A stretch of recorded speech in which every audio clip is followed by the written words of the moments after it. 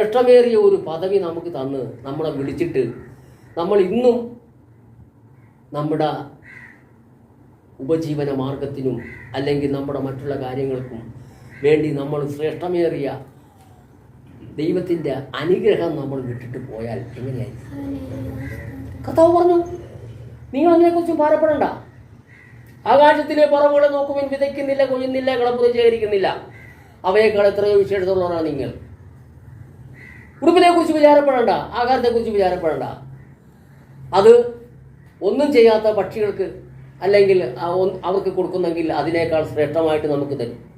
അത് കർത്താവ് പറഞ്ഞിരിക്കുകയാണ്. വാഗ്ദത്തങ്ങളിൽ വിശ്വസ്തനും വാക്ക് പറഞ്ഞാൽ മാറാത്തവനുമായ യേശു കർത്താവാണ് അത് പറഞ്ഞിരിക്കുന്നത്. അതുപോലെ തന്നെ മുമ്പേ അവൻ്റെ രാജ്യവും നീതിയും അന്വേഷിപ്പിനും അതോടുകൂടി ഇതൊക്കെ നിങ്ങൾക്ക് കിട്ടും. അപ്പം നമ്മൾ ദൈവരാജ്യത്തിനും ദൈവത്തിൻ്റെ പ്രവൃത്തിക്കും ദൈവത്തിൻ്റെ ഉദ്ദേശത്തിനും വേണ്ടി നമ്മൾ സ്വന്തം പ്രവർത്തിച്ചാൽ മതി. അപ്പോൾ നമുക്കവിടെ നമ്മുടെ മറ്റു കാര്യങ്ങളെല്ലാം നോക്കുന്നത് കർത്താവാണ്. അപ്പോൾ പ്രിയപ്പെട്ട സഹോദരന്മാരെ, നമ്മൾ ഇത്രയും ശ്രേഷ്ഠമായ കാര്യങ്ങൾ നമ്മൾ വിട്ടിട്ട് നമ്മൾ ഇന്നും ജാതികളെ പോലെ, അവിടെ വ്യക്തമായിട്ട് പറയുന്നു, മത്തായി സുവിശേഷമാണ്, അവിടെ വ്യക്തമായിട്ട് പറയുന്ന ഭാഗം ഒന്ന് നോക്കും. 7-ാം അധ്യായത്തിന്റെ 7-ാം വാക്യം ഒന്ന് വായിച്ചു നോക്കും. യാചിപ്പീൻ എന്നാൽ നിങ്ങൾക്ക് കിട്ടും, അന്വേഷിപ്പീൻ എന്നാൽ നിങ്ങൾ കണ്ടെത്തും, മുട്ടുവിൻ എന്നാൽ നിങ്ങൾക്ക് തുറക്കും. യാചിക്കുന്ന ഏവൻ ലഭിക്കുന്നു, അന്വേഷിക്കുന്നവൻ കണ്ടെത്തുന്നു, മുട്ടുന്നവന് തുറക്കും.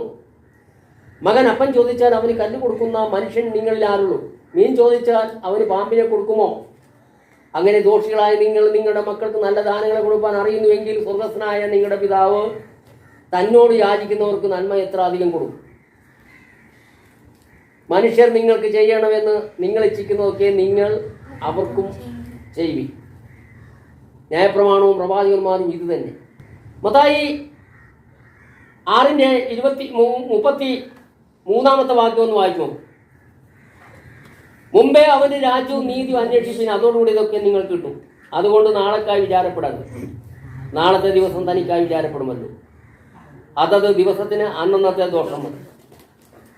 പ്രിയപ്പെട്ട, ഇത്രയും വാഗ്ദത്തമേറിയ കാര്യങ്ങൾ കർത്താവ് നമ്മളോട് പറഞ്ഞിട്ട് നമ്മൾ ഇന്നും ഭൂമിയിലുള്ളതാണ് നോക്കുന്നത്, ഉയരത്തിലുള്ളത് നോക്കുന്നില്ല. കൊലോസ്യ ലേഖനം 3-ാം അധ്യായം അതിന്റെ 1-ാമത്തെ വാക്യത്തിലും പറയുന്നു, ആകയാൽ നിങ്ങൾ ക്രിസ്തുവിനോടുകൂടി ഉയർത്തെഴുന്നേറ്റിരിക്കുന്നെങ്കിൽ ക്രിസ്തു ദൈവത്തിന്റെ വലത്തു ഭാഗത്തിരിക്കുന്ന ഇടമായ ഉയരത്തിലുള്ള ചിന്തിക്കും. ഭൂമിയിലുള്ളതല്ല, ഉയരത്തിലുള്ളത് തന്നെ ചിന്തിക്കും. പ്രിയപ്പെട്ടവരെ, ഇങ്ങനെ കർത്താവ് നമ്മളോട് പറയുമ്പോൾ നമ്മൾ ഇന്നും ഭൂമിയിലുള്ള കാര്യങ്ങൾക്ക് വേണ്ടിയാണ് നമ്മൾ ഓടുന്നത്.